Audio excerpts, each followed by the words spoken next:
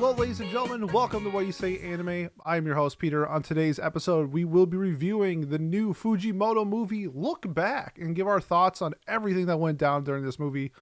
Joining me today is my seasonal review partner, also my anime movie goer reviewer with me is Cosette. Cosette, how's it going?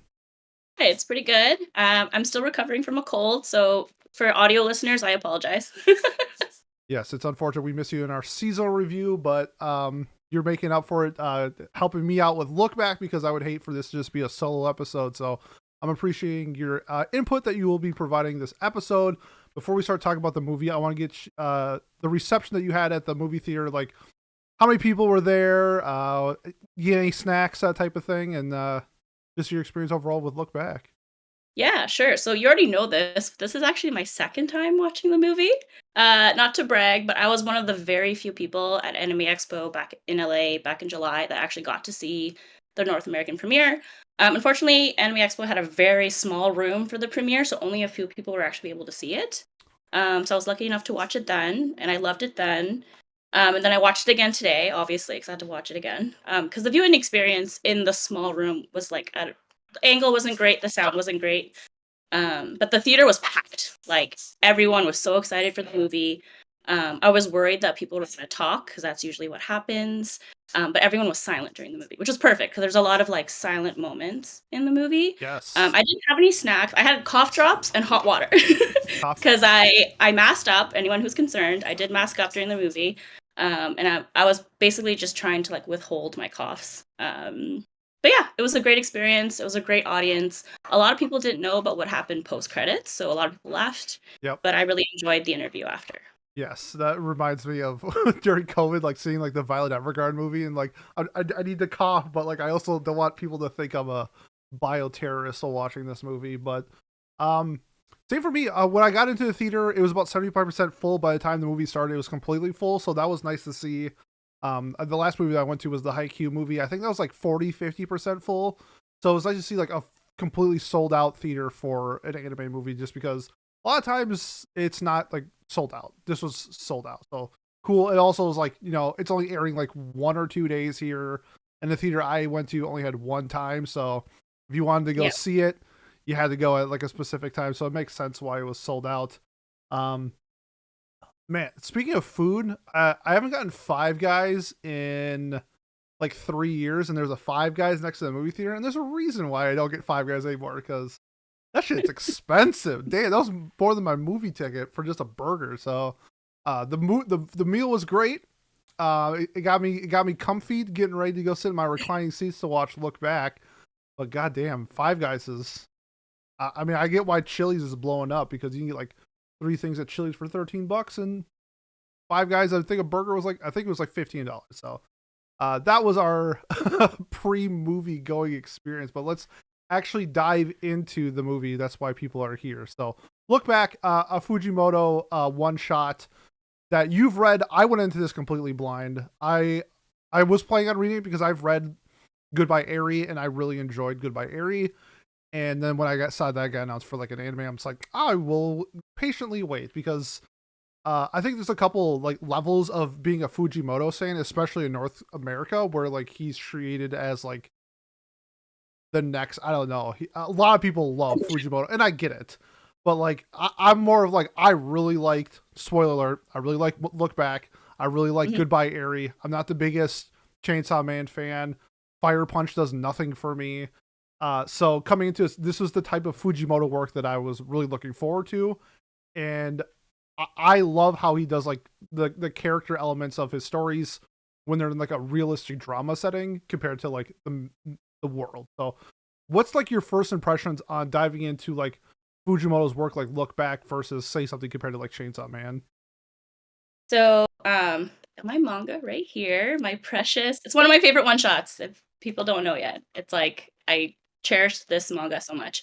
I read Look Back as soon as it came out back in 2021, and it was like just when I finished reading Chainsaw Man, which I was like, oh, this is really cool. Like I understand why people are hyped about it. But then as soon as I read Look Back, I was like, this is like a whole different level. Mm-hmm.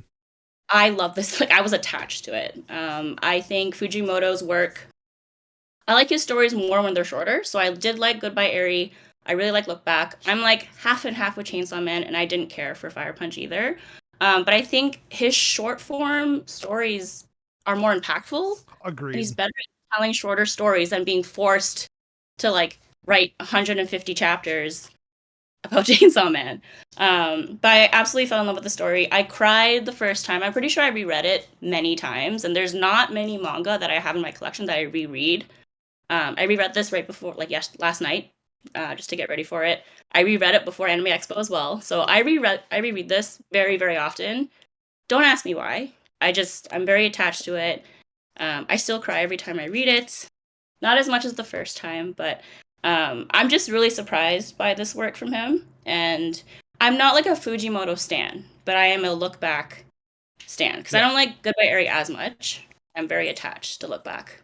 No, I, Very.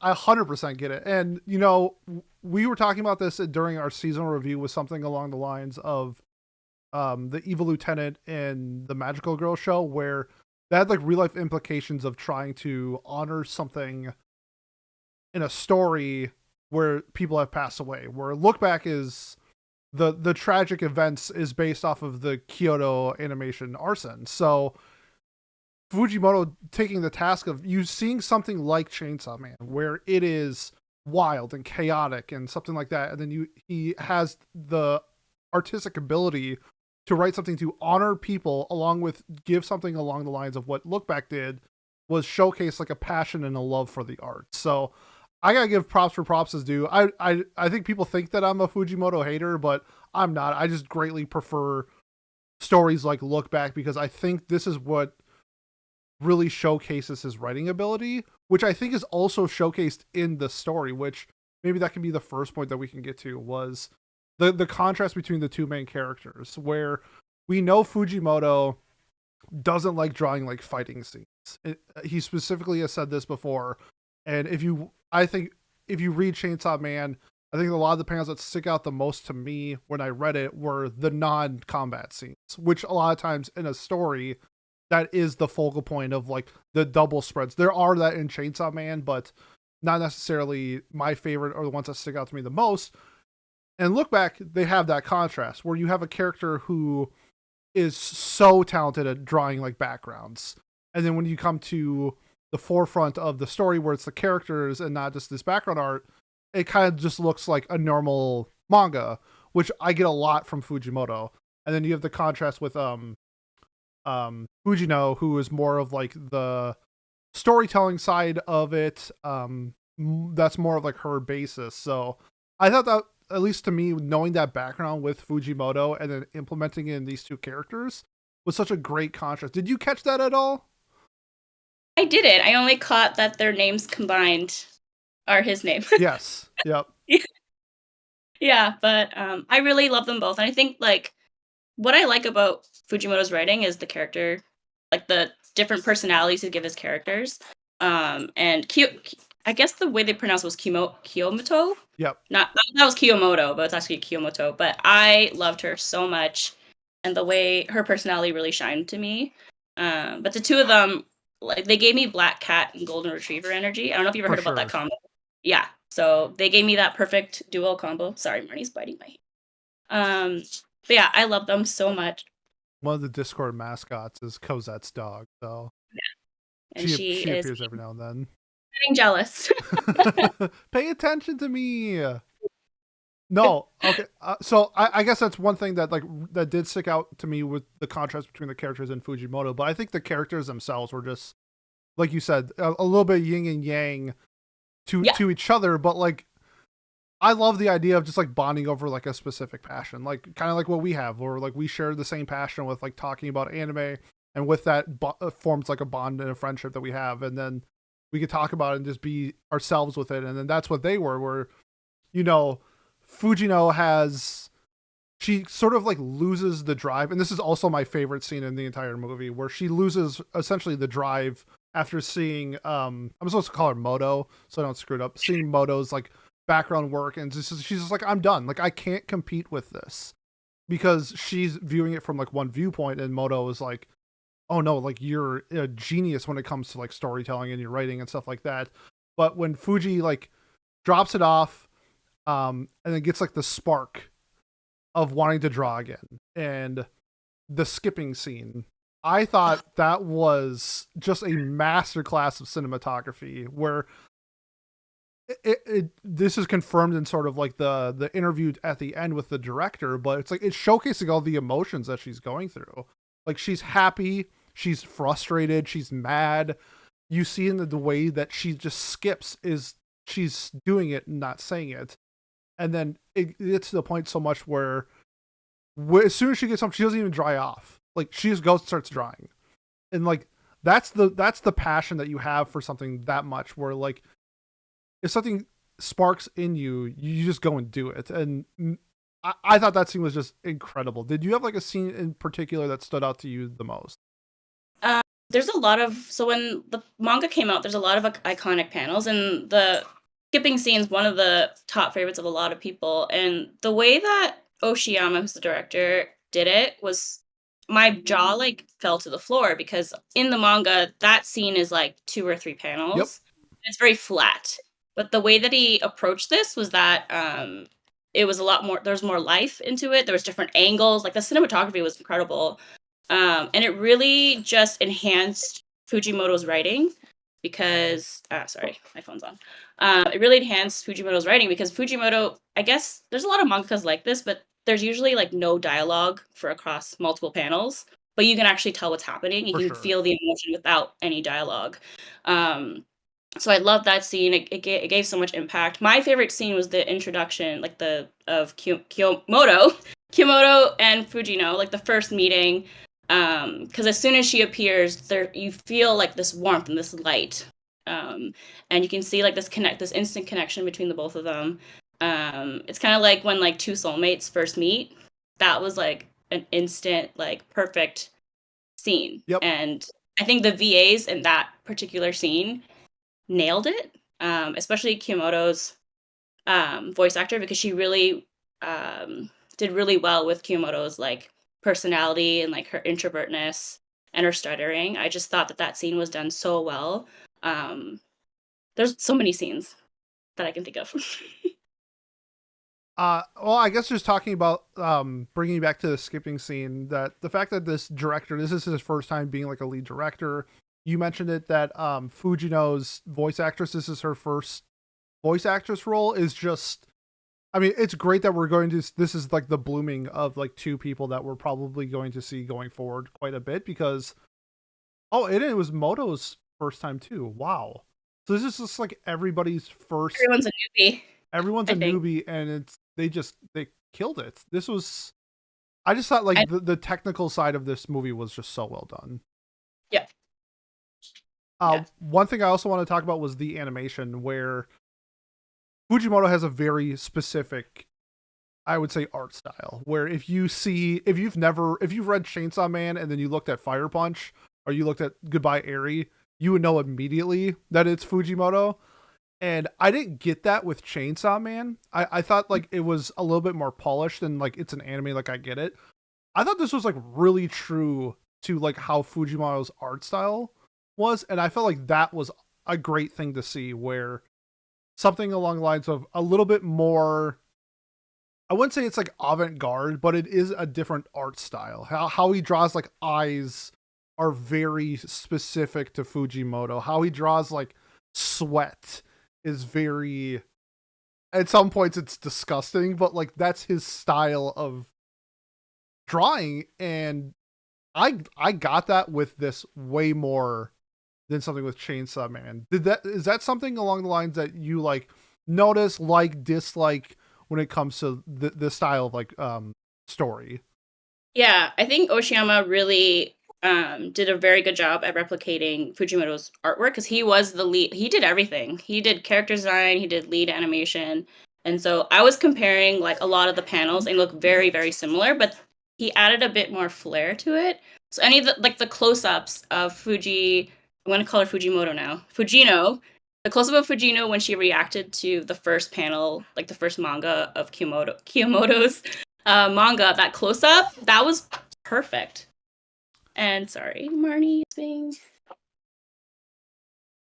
Greedy Sorry. dog. No, it's all good. The podcast can get introduced to your dog while we're Okay. doing. No, it's all good. But yeah, I mean, man, there's so many technical elements to this. I do think like the animation stuck out in multiple scenes, but maybe you'll agree with me. I think the thing that stuck out the most in this movie was the soundtrack.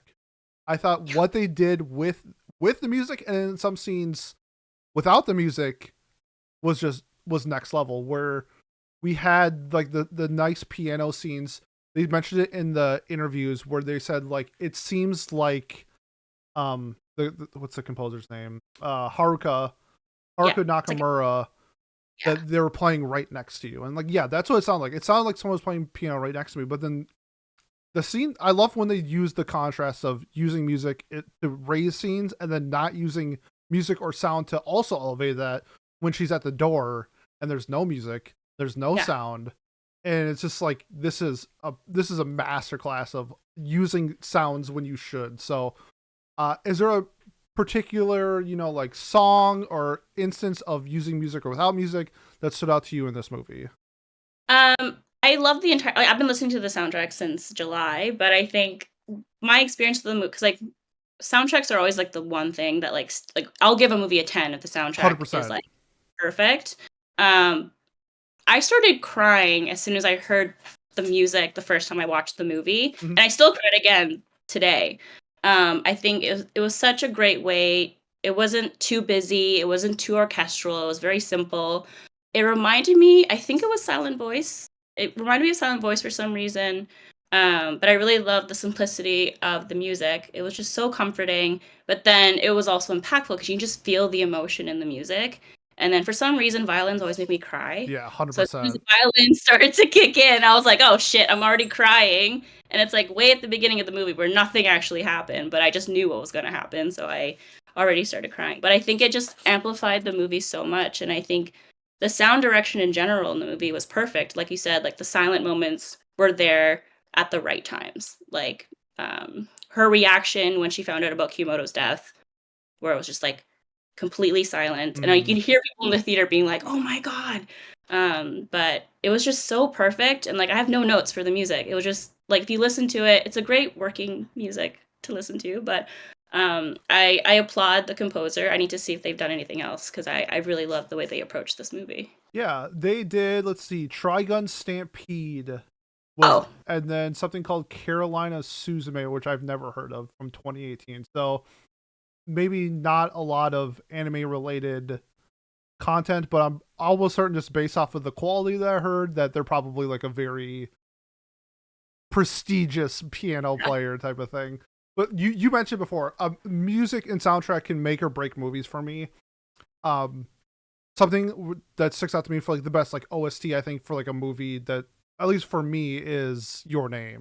Where like if Radwimps didn't exist in Your Name would not be like what the movie is. And then when I saw Suzume, where Radwimps is barely involved with it, it took me out of the movie. Like I do think that's how much a soundtrack can make a difference, especially when you're in a theater with the surround sound and it could amplify the scenes that you're in. Look Back did that. It was so good. My favorite piece is when it's towards the end of the movie where it's sort of like the flashbacks of them creating the manga together, and there's no it's just piano playing, and I believe there's like a violin, and they're not talking. It's just them making the manga when they were 13.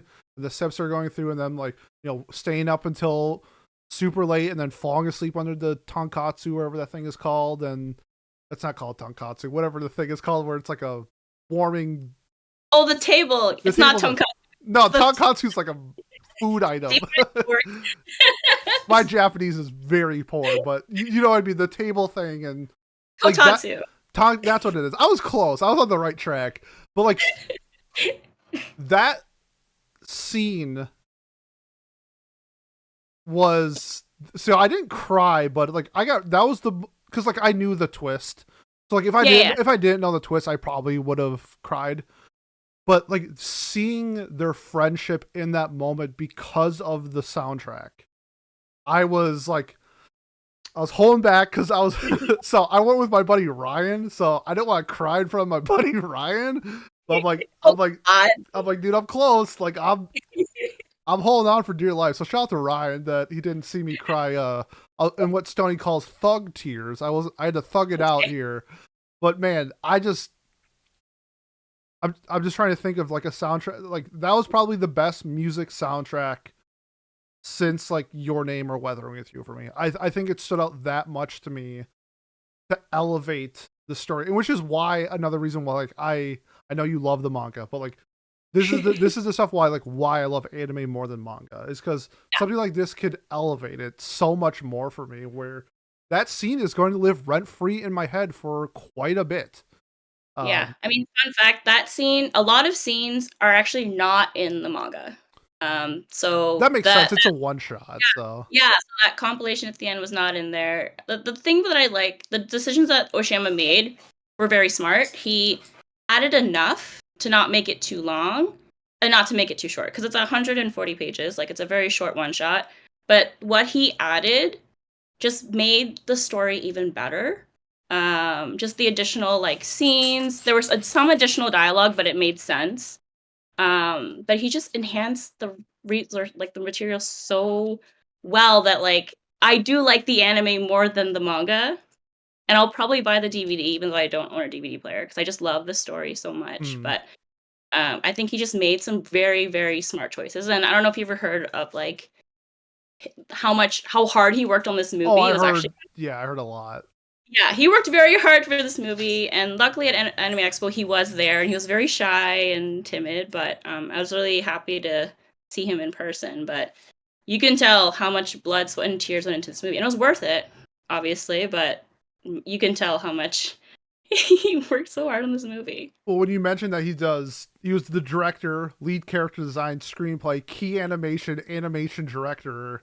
Like I think they had a couple years to make this, but still, when you're doing all of that, I mean, that probably took years off your life, my man. Like, I hope he's celebrating somewhere knowing that he created something that, I mean, if people said that this is their favorite, like, anime movie of all time, I get it. Like, I would 100% get it. This movie was I think people might knock it because it is an hour, and this happens with series when the series is like a short. It's 12-minute episodes, and they'll never be in like the high eights to nines on Mouse or something like that because it's short. But we're seeing now, at least I don't know if it's because of Fujimoto or just how good this movie was, that this is at 8.81 at the time of recording. Yeah, So it is nice to see that like what we got in that time was all so worth it. It was great. I'm trying to think because like there really wasn't anything like negative to talk about in this movie. Like I just had like a great time like with what I got in that hour. Is there anything that like stuck out to you that you want to talk about? um, I think another thing that Oshiyama did was that the first panel that they showed that Fujino wrote, like the first manga, he actually animated that, and I was really pleasantly surprised because in the manga they just show the strip, they don't show the kissing manga. Oh, that was so funny. Yeah, that I was completely shocked when I first watched that, and I was like, "This is gonna be a banger." I already know that this is a 10. This is perfect. I was just I don't know. I'm really looking forward to seeing what other work he comes out with because I think he's very, very talented at bringing these movies to life. I saw what he's worked on in the past. He's done Chainsaw Man. He's on Devilman Crybaby. He's done a lot of Ghibli films, which makes a lot of sense to me now. He has a really great track record, so Yeah, no, for sure. I'm I'm really excited to see what he wants to do in the future. And I did see a comment on Twitter. I don't know if it's real, but Fujimoto did appreciate and like applauded him for the work he did on Look Back. So, um, yeah, I mean, I don't think he said that about Chainsaw Man, which says a lot. So, There was some issues with the Chainsaw Man anime, but I mean, if Sayonara Eri, Goodbye Eri got the same treatment, yeah, I would assume I would want him at the helm. Like this proves to me that he has what it takes to. I mean, yeah, like you said, like his previous works of being like key animation for a lot of. I mean, he was on Boy and the Heron. Like, I mean, this dude worked under Miyazaki. Like, this isn't some random dude. Like, he was a key animator for a Miyazaki film, and this is his first time at the helm as being director. Um, I was actually having this conversation with my buddy Ryan. It reminds me a lot of the guy who did Freerun, where his first thing that he did was Bocchi the Rock. And Mm, if you've seen Bocchi the Rock, you know how incredible that show is directed. You might not like it, but the show is directed incredibly, and you're like, this is this dude's first time directing an anime. Like, oh my god! And then he did Freerun, and it's like this dude is like he is him already after 2 shows. yeah. This is the same. I'm like after one, I'm like, this is your first time at the helm, and you did this. Like nothing but props, my man. I can't wait to see what you do going forward because it's one of those things where it's like, um, Yuasa at Science Saru. If he was attached to it, regardless of the content, I was watching it. It's stuff like that where you make a name for yourself off of just I don't know talent, and then what can be going forward. Like I will watch everything you do until I mean probably if you're this talented, you're probably not going to screw up. I would just say that. So I love that. I'm trying to think of like some other scenes in the movie that like really stood out to me because I just felt like one thing that I love about shows where if it flows so nicely that it doesn't matter if the movie is an hour long, 2 hours long, 3 hours long. This felt like 12 minutes to me. Like I was never bored. Everything flowed together perfect. I thought like the dialogue between the two was really well done. I think we mentioned it before, but like the voice actresses were just they killed it in their roles. Um, yeah, I mean, I'm trying to think of just like things to say without glazing it so much, but like this movie Did you was think this great. story? Sorry, what was that? What did you think about the story? This is the first time you actually like knew about the story. So like, what did you think about the story in general? Yeah, so I mean, I love stories about chasing your passion, going forward, doing whatever because they kind of mentioned in the story where it's like, okay, are you gonna stop drawing manga because we're going into 6th grade and you're gonna look like an otaku, like you're gonna be a loser, and like being a giant nerd my entire life, I've had that Yeah. with me before, where it's just like I played video games professionally and people thought that was lame. Now people think it's cool. But like when I was in high school, it's like, hey, you want to go out Friday or Saturday night? I'm like, actually, I have a tournament this weekend. And they're like, for what? I'm like, oh, for League of Legends. They're like, oh, you're actually like a giant loser. I'm like, but I can win money. Like it's actually kind of cool. But like, I resonate with characters like that where it's like, it's not necessarily like the norm, you're not fitting in, that type of thing, where it's just like, yeah, but this is what I want to do, this is my passion, this is what I love. And so when you have characters like that and stories like that, as long as it's done well, and then like this movie Blue Giant that we just did had like the same thing with Dai and chasing his dreams of being like a saxophone player, where it's like if it felt real, where like the person's passion is there, I fall in love with the story, and I fell in love with this. Like Fujino was such a great character. I loved her spark. I love like the idea of like throwing it away. This is gonna be sound super random, but and it's gonna bring back to what I was just talking about for League of Legends. If you don't know what League of Legends is, it's a video game, so easy enough for there. But I remember where I went to a tournament. I had to drive to Iowa for a tournament. We drove 6 hours in a blizzard. It was like an 80-team tournament. We got third, and we got smoked so hard in like the round to go to the championship, where I was like, they were so much better than me that I was like, I'll never be as good as them. But like that was my passion. That's what I drive. So when I got home from the tournament, instead of like sulking, I just like kept playing like 12 hours more. Like my drive was there, and like that's what I loved from Fujino. That scene where sometimes you take breaks, you put it away, that type of thing. But then like it's always there. It's always in the back of your head. Sometimes you just need it's a dead battery and you just need a jump start. And when we got that with Fujino, I was just like, that's when I fell in love with her character. I was like, it's so good. And then Moto, her playing like you said before, like the black cat, and would you say like the golden cat or something like that? Sorry, I'm not familiar with that metaphor, but like them bouncing off each other, where it's like she's scared of people, but it's not like she's like scared of her, and just bonding over like a passion, stuff like that is just I love it. How about you? Sorry, I just ranted for like a minute. Marnie got some cuddles out of it. I think what I there's like two stories to this, but the first story that I love is just the story about soulmates, and just it doesn't have to be like a romance, Yep. a love story, but they're two people that were meant and destined for each other, and I just love that story because they were meant for each other. Like they motivated each other. So like Fujino got Kyomoto out of the house to actually pursue her passions. And then the other way around, where like Fujino was about to give up. And then as soon as she met Kyomoto, she's like, oh shit, I'm gonna draw a manga. I'm gonna keep going. And I just love that friendship so much. And that's in any anime that I watch, if there's something like that, I'm attached right away. And it's like an instant 7, 8, 9, 10. So, but I just love that story so much. And the whole golden retriever and black cat thing is just like two different personality Yeah. dynamics. So I actually thought Fujino was more the black cat because she was more sassy. She was more like the dom of the duo. Sure. And Kiyomon was just like, yeah, like we've got money. Actually, that was one of my favorite scenes in the manga was them shopping and going out of town, and like when they got their manga money and they spent some time together. I thought that was so adorable. That's like one of the moments I cried because it was just so cute, and Kiyomoto was finally able to like get out of the house and experience the outside world, and you know, knowing that she was always stuck in the house. I think I'm glad that Fujino was able to get her out there, but I really like that part of the story. And then also the story about like creatives. So like a lot of creatives kind of go through this kind of moment in their lives where like they want to pursue art, but then people are like, you're not going to make money out of that. Go do karate for some Exactly. reason. Yep. Go do karate. So I think it's such a great story for creatives, and I think a lot of people relate. Like anyone that I know that does any creative stuff or design, I'm like, you should read this. You'll love this. Same with Blue Period, but Yes. Yeah, yeah, they both I kind of have that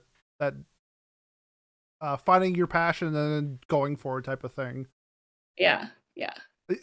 Actually, now you make that Blue Period, one of the scenes that I really liked was when Moto told Fujino that she wanted to go to art school. Mhm. And Fujino's just like, you have to talk to people. And she's like, I'll work on it.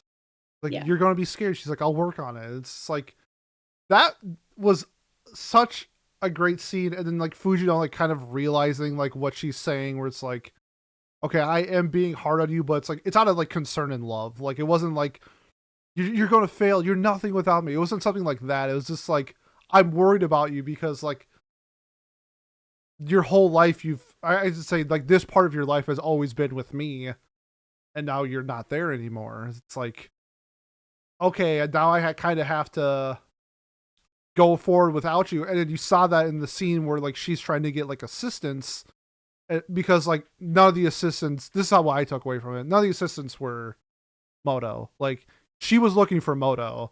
Like, yeah, she works hard, but she's missing this person does this great, but they're slow. And it's like, what I really wanted is my friend back. And I thought that was such a great scene. The soulmate thing, where it's just like, you know, they're a duo. The thing that came to my head was like, I wonder if this is how Clamp works, because like Clamp does everything together. That's like the girls who did, like, you know, Holic. They have, Yeah. like, the character design for like Code Geass and stuff like that, and they have all these works, but it's like they're a collective group. Like, it's not just like one person. I think it's 4 if I'm not mistaken. But so it's like, I wonder if this is how Clamp feels. It's just like one of them like wants to go do something else. It's like, but we're Clamp. Like, what are we supposed to do? And so That's a good comparison. Yeah. yeah, so that's the first thing that popped in my head. But like, there's just so many great scenes in this movie that's like, you can maybe even just for like a few seconds, but you can dissect it if you wanted to, because there's always some form of meaning in their shots. Like, nothing's there, at least to me. It did seem like the shots, like, weren't there for filler. Like, they were there to serve a reason. Even like, there's one specific, we're going back to like my favorite scene with the skipping scene, where she runs out of the house and forgets to give her graduation thing. Like, she still has it in her backpack. And it's like, that's how much of a spark she did, where you forgot the whole reason why you came. Like, I don't know, stuff like that, where it's like, a little thing. You see the diploma for like a second, but like, Yeah. it's there for a reason. And I'm Yeah. sure, I guess I would love to hear it for people who see it, like, whether it's in like our YouTube comments or something like that. Like, is there a scene that really stuck out to you, and like why? Because I love hearing about that. Was there a scene like that for you? I remember when I first read the manga, and so it's at the end when they're in Kiyomoto's room, and then you see her jacket and Yes. where Fujino signed it, and you can see Fujino's first name because we actually don't know Fujino's first name throughout the entirety of the movie, and so like when That's a good Fujino was point. doing when she did her shark kick manga, the pen name was Kyo Fujino, Yep. which is Kyomoto. So she kept that pen name as the both of them when she did Shark Kick. So I mean that hit me. That hit me like I didn't realize that till rereading it a while ago. But I just thought that scene was like it just like a light bulb. Like there's so many smart details that Fujimoto does in this manga that I'm like, where is this anywhere else? Like I don't see that. And I just thought a lot of the choices he did were so smart for such a short manga, and Mm. that's why I love it so much. So that's why I was so excited when like it got licensed in English, when a movie got announced. There's just so many smart, like small little details. Even there was even like Chainsaw Man references Yes, there's a in the lot. movie. Yeah, because even Shark Kick in the manga does not look like Chainsaw Man. So I guess Oshiyama he used like the covers of Chainsaw Man to put on the in the movie, which I thought was kind of cute. And I think the blow up scene in the theater is a nod to either Chainsaw Man or Goodbye Eri. I forget now. So I know what you're talking about, which is like an Yeah. homage to like a Tarantino film because he does a lot of Okay. Tarantino references Yeah. and like homages and like in the Chainsaw Man specifically, but in the manga as well. That Fujimoto is a big. So I think it's like Reservoir Dogs or something like that. Someone can correct me, but I know it's a scene from, or maybe it's from like Till Dusk Till Dawn or something like that. I think it's like a George Clooney is walking away. I think it's from Dusk Till Dawn, if I'm not Yeah. There's always mistaken. a blow up Yeah, thing. cool guys don't look at explosions. Yeah. Yeah. It was very like Fujimoto esque, especially the later half when we go to like the alternate timeline and with like the actual murder. I was and then like Fujino comes in and kicks. Like that was a very Fujimoto. It reminded me of Fujimoto, just the silliness he does sometimes in his manga. But I really enjoyed that, and it was really funny, animated. Also scary with the murder. I think it was scarier animated than in the manga. Yeah, that was an interesting choice of I don't want to like dive too deep into it because I mean, I think you could use anything, but I thought that was like an interesting choice of character for it. Because actually I'm not going to dive into it. I thought I'll just leave that it was an interesting choice. Yeah. Um oh my god, but the another like small thing remind me of like Fujimoto himself and like the things they do and like the Chainsaw Man references because we saw it with like the book covers of Shark Kick look exactly like Chainsaw Man. But one thing that really stuck out to me was the sales charts for Shark Kick because I think that's very similar to what Chainsaw Man was like because Chainsaw Man wasn't super well received early in Japan, and then Hmm. later down the road it like blew up like volume 4 or 5, and then you saw that in the Shark Kick graph, the line graph where it's like sales were like this, and all of a sudden it's like through the roof. And it's like that's what happened with Chainsaw Man too. So I was like, I think that's also like a subtle nod to like the Fujimoto references and the Chainsaw Man references that they had.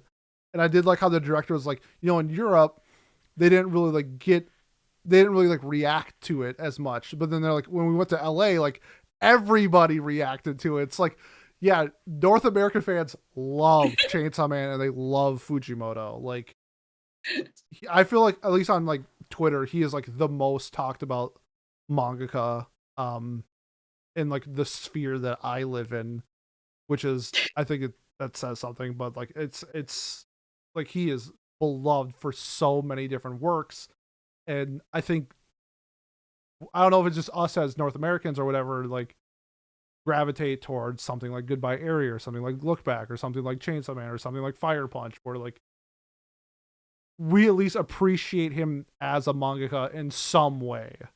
Yeah. Um, yeah, Yeah. it's just awesome work. I'm trying to think, is there any other things? Just because this is like a 1 hour movie, I don't think there's Yeah. like super much to dive into, but like I don't want to leave anything off the table.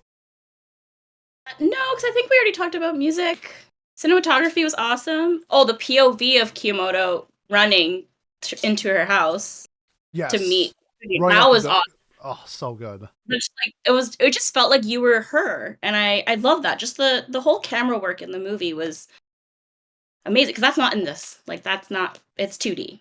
It's very flat in the manga, and obviously he made it more, I guess, worldly is the way I can say it. But yeah, I think we touched on everything. I'm trying to think now. If we talk about voice actors, Yeah, just yeah, yeah. I mean, fundamentally, or sorry, technically, throughout this movie, just so well done. I guess we just follow this into like our final thoughts.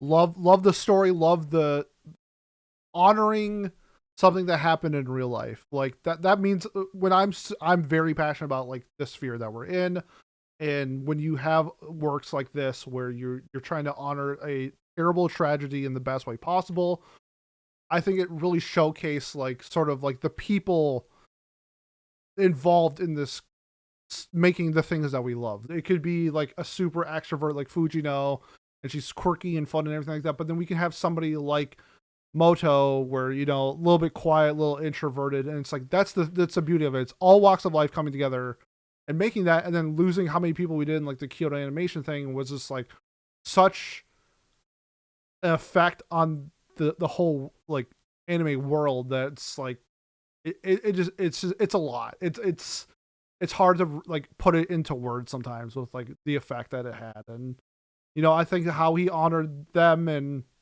just like the story of this really nice story of just two awesome friends coming together, bonding over this, doing what they love, and just like I don't know. There's just so many. There's not like a bad thing to say about this movie. Like I gave it a 10. Like I thought it was an easy 10. Like this was this is easily probably my favorite Fujimoto work.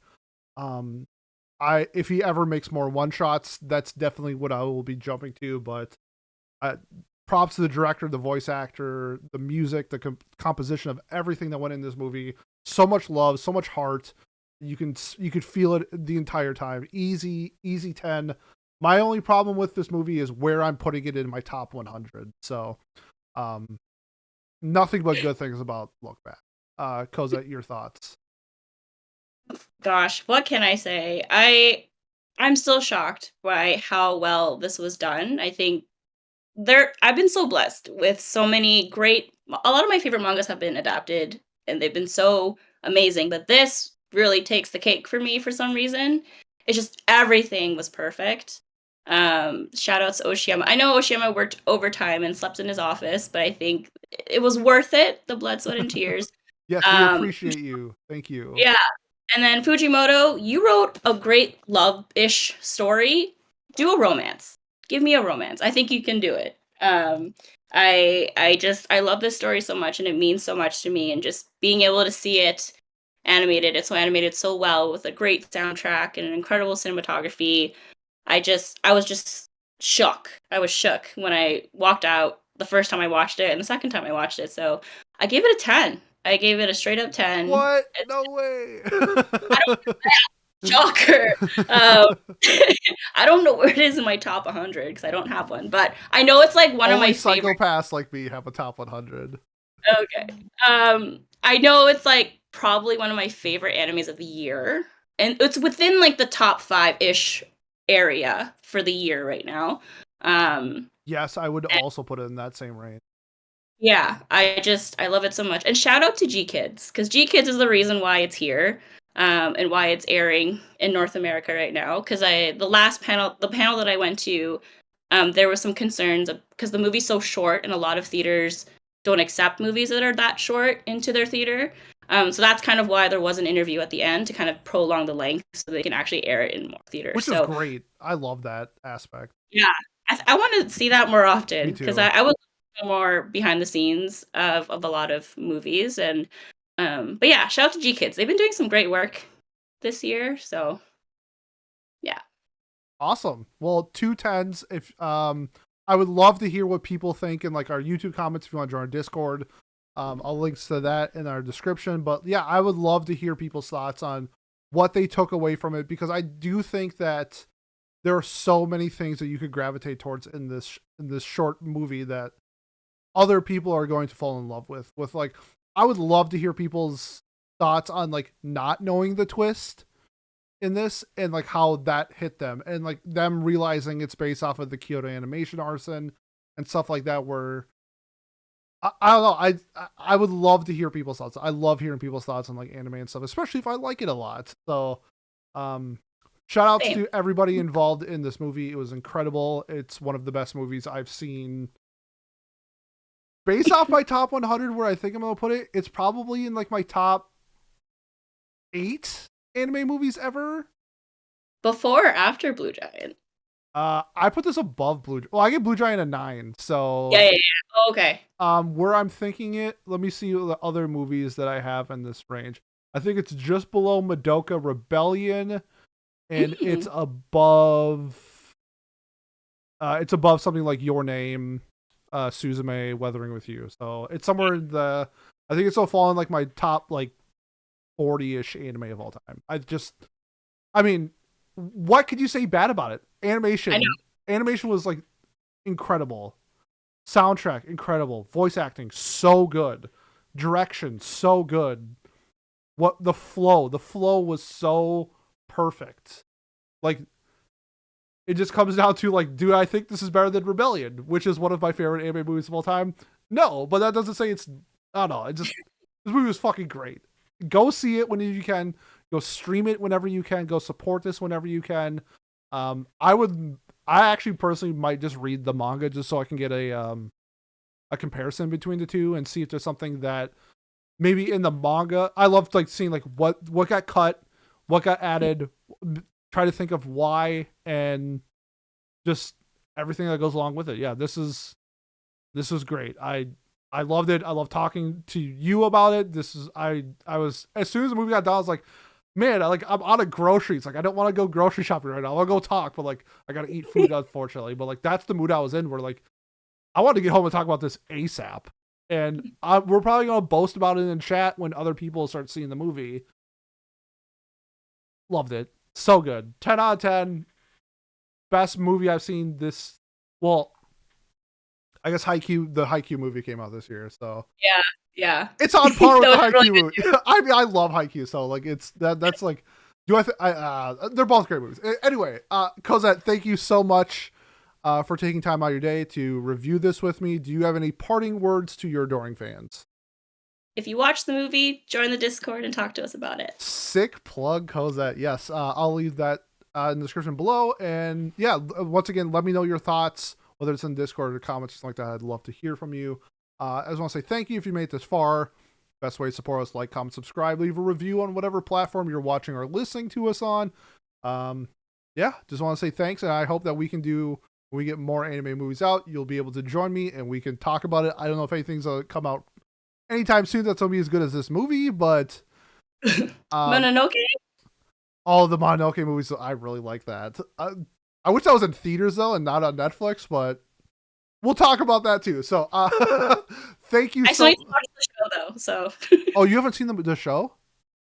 no. Okay, well it's I spooky. will. I will. It's spooky season. It's a great spooky season show. So check out Mononoke if you guys are looking for something spooky this Halloween. Otherwise, I want to say thank you again, and thanks to everybody out there who've made it this far, and we will see you next time. Peace.